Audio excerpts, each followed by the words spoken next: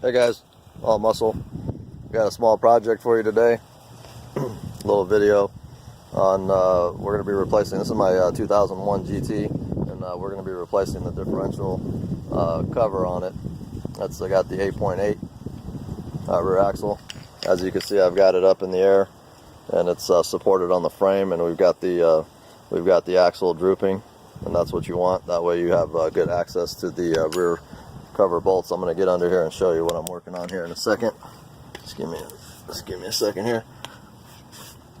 Got my trusty little Makita. Man, this guy, I've got a 5 amp hour on this Makita Flashlight, and I've literally been using this thing for 2 weeks, and that's all I've used. The battery is still holding strong. If you want a solid flashlight, I'm gonna have to recommend this piece. I really like it. But anyways, this is what I've got so far. As you can see, I've already got the differential cover removed, and it's all cleaned out. Now I've got a couple tips for you here. I'm going to set this light back up here and see if I can get a decent picture. Alright, so tip number one is when you drain the fluid on this here, you're going to have the upper bolts, okay? You're going to take all the bolts out except for the top 3, or you could probably do the top 1, but I usually leave the top 3, but I back them out about halfway. So back them out about halfway, and then you're going to crack the seal down here to let the fluid drain from the bottom. Okay, so once you crack the seal, let it drain until it's not draining anymore. Then go ahead and take the last remaining bolts off the top, pull the cover off, and then what you're going to want to do is put a glove on and reach into the pumpkin from here, and then you're going to, there's a cavity in here that basically has a pool remaining, I don't know, maybe a fourth of a quart, or maybe even less than that, but that's where all the clutch, the clutch material or any shavings or whatnot are going to be sitting. So that's what the stuff that you're going to want to remove. Okay, let me see if I can light that up in there. Yeah, just like that. So see, there's no fluid in there. So that's what you want. Otherwise, you're going to have you're basically going to put new fluid in it, and it's just going to get all mixed in with the old crap and crud. So put a glove on and scoop this fluid all out. That's tip number one. Number two, you're going to want to put your silicone when you create the seal on here. This is going to be a silicone gasket, so you're going to have to put silicone on the cover. Don't put it on the differential. And when you come back and you put the seal, the cover on here with the seal and with the silicone, the tip that I have for you is don't do that before you either spray carb cleaner, brake cleaner, shop air, whatever you have. Spray it in this hole here. Okay, this is the lowermost hole right in the center, and the reason for that is because as the fluid is draining off the back of this, it's going to fill this cavity here, and what's going to happen is you're going to go put the cover on with the new sealant, and you're going to drive this bolt home, and all you're going to see is this thing just dripping off the side here. So you're going to compromise your new seal, and it's not going to be good. You're going to have to take it back off and redo it again if you want it to seal. If not, you just say, okay, you let it ride. It's going to be a leaky differential. You're not going to be happy. So that's tip number two on that. Basically, I've got this off. I've already cleaned this. The next thing you're going to want to do is clean this whole outer ring here where the mating surface is going to be for your cover. You want to clean that with brake cleaner, carb cleaner, anything that's going to remove any kind of oil, grease, or grime, so that way the silicone doesn't have a problem adhering to your new surface. So let's walk over here and I'll show you.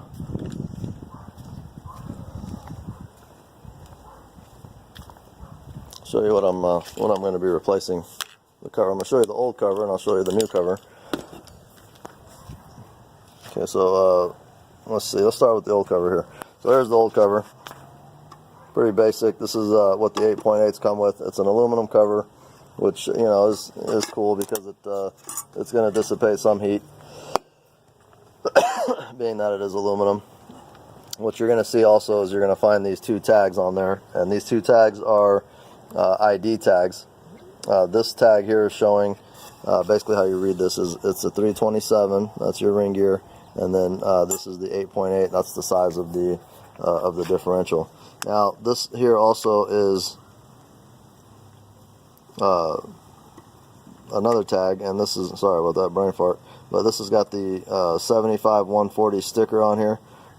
It's a synthetic fluid that they recommend, and you also on a limited slip you're going to want to use a friction modifier. Now I'm not going to use these tags on my new cover. This whole assembly here is basically going to get scrapped. So let me show you the new cover and the fluid. Actually, this is the fluid that is going to be going in. So here's the new cover. So right off the bat you could see this is a much stronger, beefier piece. It's a lot thicker gauge aluminum. There's fins on it to help dissipate more heat. It's got a drain plug here, which the old cover does not have. It's got a fill plug here, which the old cover does not have. Now let me tell you, this fill and drain is a very nice feature to have. Number one, the fill on the pumpkin on these Mustangs, or a lot of these 8.8s, is on the side of the differential housing, and it's not easy to get access or get to. This is going to be much easier to fill, and it's definitely going to incorporate the drain, which is non-existent on this piece here. So the capacity on the unit here is 2.2 quarts.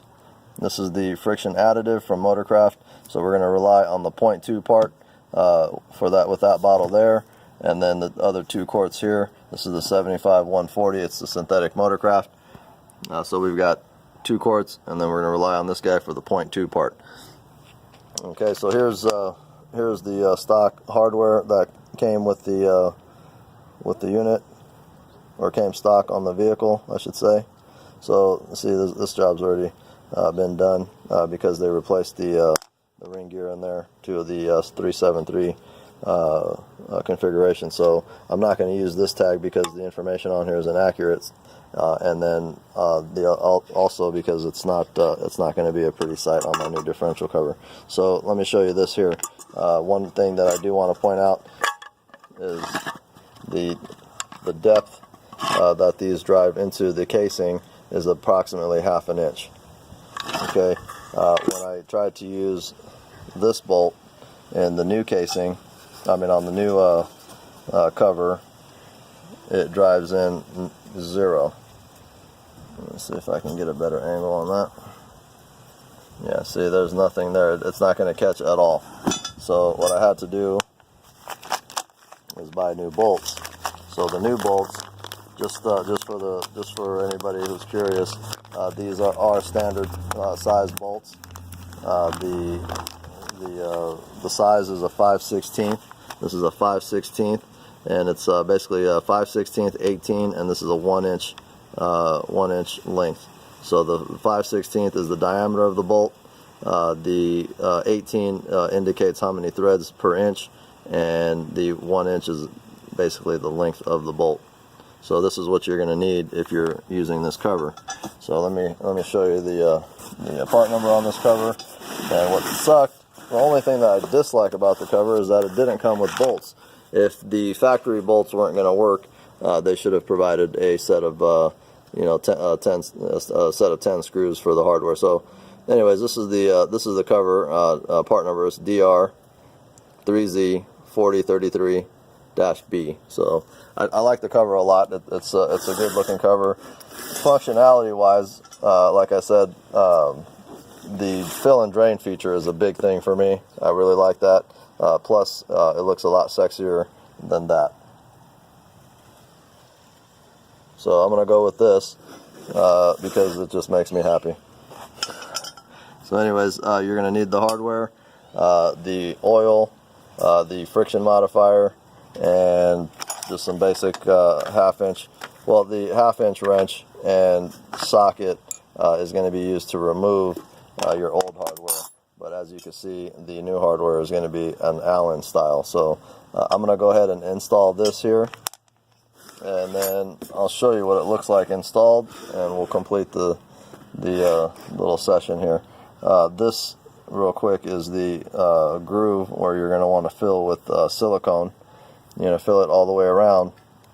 Now, you're going to want to basically eyeball this to where when you're adding the silicone, you're not going to put a shitload of silicone here. What you're trying to imagine is this space here, which is approximately, I don't know, 7/8 of an inch thick. You're going to want to put silicone in this groove here to fill the groove and spread about 7/8 of an inch all the way around. So you don't need any more silicone than that. Any more silicone than that is going to be oozing and gooing all over the place. So you don't want that. And then especially you don't want any backtracking into into your fluid here. You don't want that. So anyways, here's the silicone I'll be using. There's the carb cleaner that I used when I was mentioning the lower bolt here. This is the lowermost bolt, and when I was mentioning that you ought to clean that out, that was one of my tips. This is what I used to clean it out. I sprayed it with the carb cleaner, and then I wicked up. I stuck a paper towel in that hole there in that cavity, and I wicked up the remaining carb cleaner. So anyways, I'm gonna go ahead and place my silicone bead on this. I'm gonna basically put it on the car, and then we'll wrap up the rest of this video. All right, so here we go. I've got the diff cover installed. I wanted to point out a couple things on this cover. First off, I wanted to show you how it looks.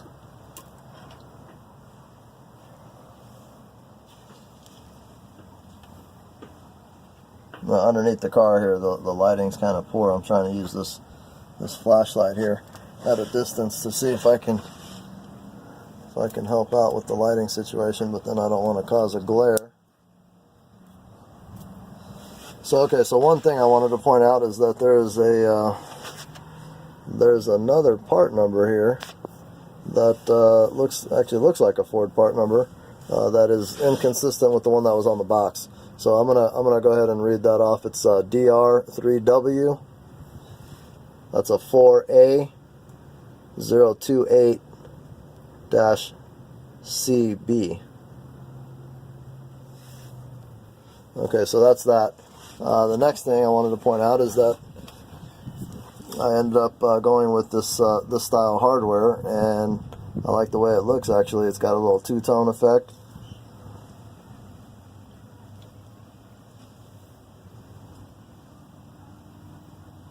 Okay, so that's number 2.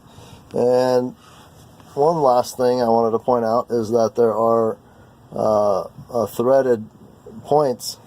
Probably, I think I counted 5 of them. You got a point here that's threaded. Then you got number 2 here, number 3. Let me grab the flashlight. Then on the passenger side,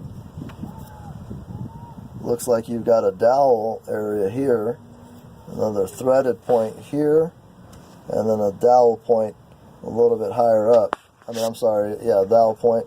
There's a thread only in the center, and then at the very top, right here, this is a threaded point too. So all I can assume is that they actually make some type of a brace that bolts up to this, and I don't know anything about that. I'm going to probably research it and see what I can come up with. But anyways, this is how it came out, and I think it looks good.